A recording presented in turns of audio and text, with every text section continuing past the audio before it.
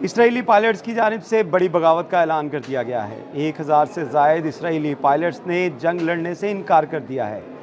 ये जंग लड़ने से इनकार नेतन्याहू की पॉलिसीज़ हैं या वो डर चुके हैं। इसके साथ साथ आपको बताएंगे कि मोसाद के जो साबका सरबराहान हैं उनकी जानिब से एक खौफनाक रिपोर्ट अपनी काबीना को पेश की गई है। इसमें एक और चीज़ भी शामिल करेंगे कि खुफिया इदारों की जानिब से जो वार्निंग दी गई है उसके बारे में इस वीलॉग में बात करेंगे। मेरा नाम है इरफान मलिक और आप देख रहे हैं 24 न्यूज़ का डिजिटल प्लेटफॉर्म। ईरान और इसराइल के दरमियान जंग का सीज़ फायर तो हो चुका है, लेकिन इसराइल की जानिब से एक नया जो महाज है उसको खोला जा चुका है लबनान के साथ। और लबनान के साथ जंग में 8 अप्रैल को इसराइल की जानिब से एक खौफनाक हमला किया गया, जिसमें सिर्फ 10 मिनट के अंदर 160 से ज़ायद टारगेट जो हैं उनके ऊपर बमबारी की गई, जिसमें स्कूल्स भी थे, हॉस्पिटल भी थे और ऐसी जगह भी थी जहाँ पे अगर जो आखिरी रसूमात अदा की जा रही थी, लोगों की गैदरिंग थी, वहाँ पे भी हमले किए गए। इस तमाम सूरत हाल के बाद लबनान की जानिब से भी जो खामोशी नहीं रखी गई, बल्कि लबनान ने जवाबी कार्रवाई की और लबनान के अंदर जो फोर्सेस हैं जो काम कर रही हैं इसराइल के ख़िलाफ़, उनकी जानिब से मिसाइल हमले किए गए और इन मिसाइल हमलों में इसराइल की कमर टूट गई है। इसकी एक बड़ी वजह यह भी है कि इसराइल के ऊपर जो अटैक किए गए, इसमें अब तक की रिपोर्ट्स के मुताबिक, जो कि इसराइली मीडिया रिपोर्ट कर रहा है, 21,000 से ज़ायद अफराद जो हैं सिर्फ ईरान की जंग और ईरान की जानिब से जो मिसाइल फेंके गए थे, जिसमें ड्रोन्स थे, क्लस्टर मिसाइल थे या बैलिस्टिक मिसाइल थे, उनकी वजह से 21,000 लोग हॉस्पिटल्स में मौजूद हैं। और ये इसराइल का अपना मीडिया ये डाटा जो है शेयर कर रहा है, जिसमें भी बताया गया है कि 21,000 से ज़ायद अफराद इस वक्त हॉस्पिटल के अंदर या तो उन्होंने ट्रीटमेंट ली या हॉस्पिटल के अंदर मौजूद हैं। इस सूरत हाल में बहुत से अफराद ऐसे भी हैं जो जंगी तैयारियों के लिए भी इस्तेमाल किए जाते हैं, यानी कि बहुत से पायलट्स, बहुत से फ़ौजी ऐसे होते हैं जिनको रिज़र्व बेस के ऊपर रखा जाता है ताकि अगर किसी भी जंग की सूरत में उनको इस्तेमाल किया जा सके। तो इसमें बहुत सी तादाद ऐसी है जो इसराइली फ़ौजी हैं, लेकिन वो जंग का हिस्सा नहीं थे प्रैक्टिकली, लेकिन वो ज़ख्मी हुए, उनको हॉस्पिटल शिफ्ट करना पड़ा। तो इसके साथ साथ 1000 इसराइली पायलट,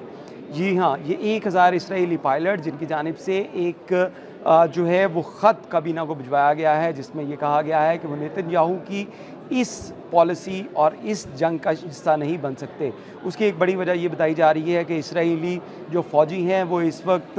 तनाव का शिकार हैं, ज़हनी मरीज़ बन चुके हैं, क्योंकि एक जानिब ईरान के साथ जंग थी जिसमें हर घंटे के अंदर कई बार ऐसा जो है वो मराहिल सामने आए जिसके अंदर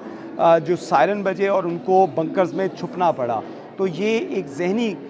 जो उनको कैफियत उनके ऊपर तारी की गई थी खौफ की, उसकी वजह से वो इस काबिल नहीं रहे कि वो जंग लड़ सकें। और उसके साथ साथ इसराइल की जानिब से जो सीज़ फायर किया गया अमेरिका के कहने के ऊपर, ना तो इसके अंदर इसराइल की मर्ज़ी शामिल थी और ना ही इसराइल का कोई नुमाइंदा इस सीज़ फायर में मौजूद था। तो इसी वजह से इसराइली फ़ौज के अंदर बगावत पैदा हो चुकी है और ये बड़ी खबर है जो आपको सिर्फ जो लोकल मीडिया है इसराइल का वो दे रहा है, क्योंकि इंटरनेशनल मीडिया के अंदर इसके ऊपर ज़िक्र नहीं किया जा रहा, क्योंकि इसराइल की जो है वो कमज़ोरी जो दिखाई जाए ताकि और इसमें बताया जाए कि इसराइल के अंदर क्या हालात हैं, उसके ऊपर मुकम्मल तौर पे बैन है। लेकिन क्योंकि हमने कल भी आपको बताया कि इसराइल का मीडिया जो है, जो बड़ा मीडिया है, उसने चंद दिन पहले से ही एक बड़ा यू टर्न लिया है, जो कि नेतन्याहू की पॉलिसीज़ को बयान करते थे। अब वो नेतन्याहू की पॉलिसीज़ जो थी, जो पहले उसको डिफेंड करते थे, अब उसके ख़िलाफ़ खड़े हो रहे हैं। और इन्हीं की रिपोर्ट के मुताबिक 21,000 से ज़ायद अफराद जो हॉस्पिटल में मौजूद हैं और 1000 से ज़ायद इसराइली जो फ़ौजी हैं, जिसमें पायलट्स भी हैं, उन लोगों ने जंग लड़ने से इनकार कर दिया है। इसके साथ साथ लबनान की तरफ से जो हमले किए गए, मिसाइल हमले, इसके अंदर 6 लाख से ज़ायद ऐसे आबादकार हैं जो कि लबनान और उसके बॉर्डर के करीब इसराइल के रिहायशी थे। उन लोगों ने मुस्तकिल तौर के ऊपर इसराइल को खैरबाद कह दिया है, यानी कि इसराइली अब दुम दबाकर वहाँ से भाग रहे हैं। और इसमें ज़्यादातर ऐसे हैं जो डूल नेशनल थे, जिनके पास इसराइल और दीगर ममालिक की नेशनलिटी थी, वो लोग वहाँ से जा रहे हैं और अपना जो स्टार्टअप था, जो अपना बिज़नेस था, उसको भी वहाँ से लपेट रहे हैं। तो जहाँ पे इसराइल को फ़ौजी महाज के ऊपर, जंगी महाज के ऊपर उसको शिकस्त का सामना करना पड़ा है। वहीं पे जो माली बहरान है वो भी इसराइल का इस वक्त ज़ेर बहस है, जो कि इसराइल के सोशल मीडिया है या इसराइल का लोकल मीडिया है वो इसको हाईलाइट कर रहा है। इसमें ये भी बताया जा रहा है कि इंटरनेशनल जो सिनेरियो है, इसके बाद नेतन्याहू के ख़िलाफ़ जो है वो बड़ी तादाद के अंदर सोशल मीडिया के ऊपर भी कैंपेन जारी है और नेतन्याहू गद्दार के नाम से ट्रेंडिंग जो है वो भी एक्स के ऊपर देखने को मिल रही है। इसके साथ साथ आपको ये भी बताते चलें कि मोसाद के जो साबिक सरबराहान हैं उनकी जानिब से एक बड़ा इंकशाफ किया गया है काबीना को, जिसमें बताया गया है कि आयरन डोम, एरो 3, एरो 4 जो डिफेंस एयर सिस्टम थे इसराइल के वो बुरी तरह नाकाम हुए और इसके अंदर जो ईरान की एक टेक्नोलॉजी जिसके अंदर बहुत से ऐसे मिसाइल दागे गए जिसके बाद फौरी तौर पे आयरन डोम के अंदर या जो एरो 3 और एरो 4 जो उनका इंटरसेप्टर्स हैं या उनके डिफेंस सिस्टम्स हैं उसमें कोई अलर्ट नहीं आया। और उसकी बड़ी वजह ये भी बताई जा रही है कि ईरान की जानिब से कोई ऐसे साइबर अटैक भी किए गए हैं जिसने आयरन डोम और दीगर जो एयर डिफेंस सिस्टम थे उसको हैक किया, जिसकी वजह से बहुत सी बिल्डिंग्स, बहुत सी इमारतें, बहुत से अहम मकामात टारगेट हुए ईरान के मिसाइलों से, लबनान के मिसाइलों से, जिसकी वजह से जो उनके क्योंकि अलर्ट नहीं हुए और ना ही आयरन डोम ने काम किया और ना ही एरो 3 और एरो 4 ने उनको रोकने में मदद की। ये मोसाद के जो साबिक सरबराहान थे उनकी जानिब से काबीना को रिपोर्ट भिजवाई गई। इसके ऊपर काफ़ी काबीना के अंदर बहस चल रही है, जिसके इसके साथ साथ जो शुमाली जो इसराइल है उसको इस वक्त भूत बंगलों में मुंतकिल होते हुए देखा जा रहा है, क्योंकि इसराइल के बहुत से ऐसे इलाके जो लबनान बॉर्डर के साथ मौजूद हैं वहाँ पर नो गो एरिया बन चुके हैं। और ये नो गो एरिया इस वजह से बने हैं कि लबनान के जानिब से जो मिसाइल हमले किए जा रहे हैं अब वहाँ पे फ़ौज का कंट्रोल भी नहीं और ना तो फ़ौज वहाँ पे जा सकती है और ना ही वहाँ पे आम आबादकार जो मौजूद थे वो वहाँ पे जा रहे हैं। तो इसमें एक बड़ा जो इसराइल को धचका लगा है, उसके साथ साथ लबनान की जानिब से जो मुज़ाहमत है उसमें भी शिद्दत आ चुकी है, क्योंकि इसराइल की जानिब से अभी तक लबनान के साथ सीज़ फायर नहीं किया गया। ईरान में हमले तो रोक दिए गए हैं लेकिन उसके साथ साथ लबनान के ऊपर हमलों में तेज़ी लाई गई है। लेकिन अब जो सूरत हाल बन रही है,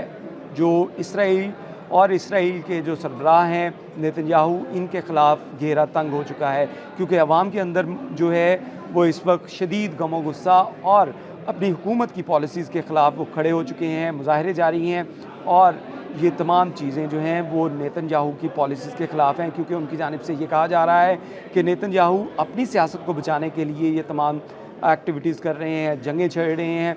बेजा लोगों को, निहत्ते लोगों को जेनोसाइड कर रहे हैं। तो ये एक संजीदा किस्म की मूव इसराइल के अंदर चल पड़ी है और इसराइल अंदरूनी खलफिशार का शिकार हो चुका है। वो इसराइल जो कि चाहता था कि ईरान के अंदर रजीम चेंज हो, लेकिन अब ये रजीम चेंज जो है वो इसराइल के अंदर होती हुई नज़र आ रही है और उसकी एक बड़ी वजह ये है कि हज़ारों नहीं लाखों की तादाद में जो इसराइली हैं वो नेतन्याहू की पॉलिसीज़ के खिलाफ खड़े हो चुके हैं। फ़ौज के अंदर बगावत खड़ी हो चुकी है और हज़ारों की तादाद में जो फ़ौजी हैं वो इस जंग लड़ने से डर भी रहे हैं और उनकी जानिब से ये कहा जा रहा है कि वो नेतन्याहू की इस पॉलिसी, जिसमें जो दिफाई पॉलिसी के अंदर तो वो शामिल हो सकते हैं, लेकिन जो खुद साख्ता जंगें छेड़ी जा रही हैं, निहत्ते लोगों के ऊपर बम बरसाए जा रहे हैं, वो इसका हिस्सा नहीं बनेंगे। इसमें आपको ये भी बताते चलें कि एक और बड़ा जो है वो पहलू है इसमें कि इसराइल इस वक्त भूख से भी उसको काफ़ी फूड क्राइसिस का भी शिकार है, यानी कि अब इसराइली जो हैं भूखे भी मरेंगे, क्योंकि लबनान के बॉर्डर के साथ जितना एरिया जिसको नो गो एरिया डिक्लेयर कर दिया गया है वहाँ पे फ़ौज भी नहीं जा सकती और वहाँ के जो इसराइली थे उनको भी वहाँ से निकाल लिया गया है। ये 70% जो ज़रूरी ज़रूरियात हैं वो इसराइल की वो पूरी करते थे और अब ये 70% अगर ज़रूरी जो ज़रूरियात हैं इसराइल की पूरी नहीं होती तो उसके बाद इसराइली जो हैं वो भूखे भी मर सकते हैं। तो इस तमाम सूरत हाल के अंदर बहुत से ऐसे जो वाक़यात हैं जो इस वक्त बता रहे हैं कि इसराइल अंदरूनी खलफिशार का शिकार है, इसराइल के अंदर अंदरूनी खलफिशार है और यही एक बड़ी वजह है कि नेतन्याहू अपना जो फ्यूचर जो है उसको सेव करने के लिए कभी ईरान के साथ जंग छेड़ते हैं, कभी लबनान के साथ, कभी दीगर ममालिक के अंदर इस तरह की पॉलिसीज़ अडॉप्ट कर रहे हैं ताकि जो उनके ख़िलाफ़ कोर्ट के अंदर केसेस हैं, जो करप्शन के चार्जेस हैं, जो जंगी जराइम हैं, वो ना कर सकें। इसके साथ साथ एक बहुत बड़ा पहलू ये भी है कि इसराइली फ़ौजी, उनकी एक बड़ी तादाद अभी भी जो है वो यरगमाल है, उन लोगों के पास जो हमास के पास या गौसी बागियों के पास यरगमाल है। तो इन लोगों का जो फ़ौजी हैं, इनकी जानिब से इस वजह से भी जंग में अंदर शामिल नहीं होया जा रहा, क्योंकि उनका कहना है कि जब तक ये जंग या सीज़ फायर नहीं होता, तब तक वो फ़ौजी, वो इसराइली फ़ौजी जो यमन की फ़ौज के पास हैं या उसके साथ साथ जो लबनान की फ़ौज के पास हैं, उनकी ज़िंदगियों को ख़तरात लाक हो सकते हैं, क्योंकि नेतन्याहू की पॉलिसीज़ जो हैं उसमें किसी की भी जान की परवाह नहीं की जा रही, चाहे वो इसराइली हों, चाहे वो निहत्ते मुसलमान हों, वो गज़ा का इलाका हो, वो लबनान हो, वो ईरान हो, वो सिर्फ़ अपनी सीट बचाने के लिए, अपने करप्शन के चार्जेस बचाने के लिए ये तमाम जंगें लड़ रहे हैं। तो इस सूरत हाल के अंदर इस वक्त इसराइल जो है वो अंदरूनी टूट-फूट का शिकार है, और जो पाकिस्तान के अंदर जो मुज़ाकरात चल रहे हैं, मुज़ाकरात के ऊपर पेशरफ्त हो रही है, इसके ऊपर भी काफ़ी लोगों का जो है फ़ोकस है, और उनकी जानिब से भी, इसराइली जो आम पब्लिक है उसकी जानिब से भी ये उम्मीद की जा रही है कि ये मुज़ाकरात कामयाब हों और नेतन्याहू की जो पॉलिसीज़ हैं, जो गलत पॉलिसीज़ हैं, उससे उनको निजात मिल सके। तो इस तरह जो इसराइल रजीम चेंज करना चाहता था ईरान में, वहाँ पे तो कामयाब ना हुआ, लेकिन अब ये लग रहा है कि इसराइल के अंदर रजीम चेंज होगा और नेतन्याहू जैसे डिक्टेटर और ऐसे सेल्फिश और जंगी जराइम में मुलविस मुल्ज़िम से इसराइल की अवाम जो है वो आज़ादी पा सकेगी। बहुत शुक्रिया।